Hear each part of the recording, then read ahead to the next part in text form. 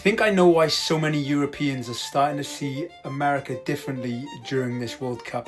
You see, as a Welshman that lived in the US for 6 years, it is not just about the football and the World Cup. You see, people are starting to really experience the US firsthand for themselves, not based on what they see on social media and not based on what they see on the news. For the longest time, this was one of my biggest bugbearers as someone who lived in the US. Obviously, I don't live there anymore, but when I lived there, I would see so much content surrounding the US from people who had actually never visited the US and were purely just responding to headlines and what they see on social media. And I think this would give a false narrative. Point number 2, the American stereotypes are being broken. Yes, when you go to Europe, right, Americans often come across as loud and obnoxious.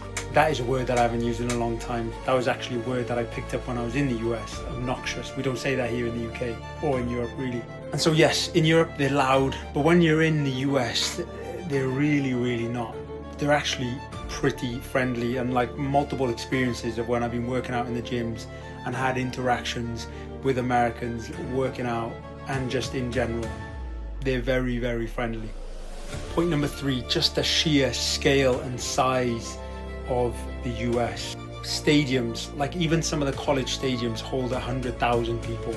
That is outrageous.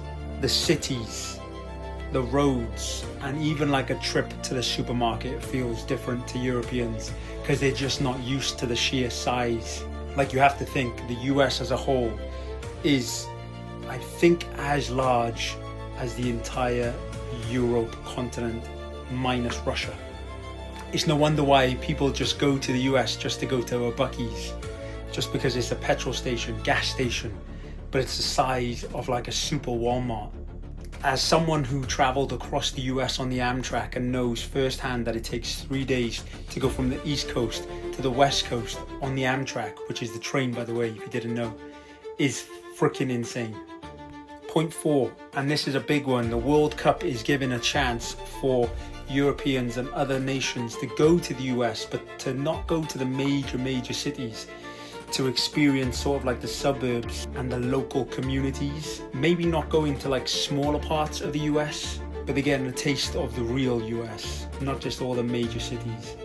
And that alone can change your perception on how you view a country and the local area. And I'm seeing a lot of comments where it's like, we the people, like alone we don't like our government ourselves, which is, well, we're just poorly managed, a lot of Americans are saying. And I think firsthand Europeans are seeing that themselves right now. Like, a lot of European visitors are discovering that for themselves. If you agree, let me know below. Follow for more.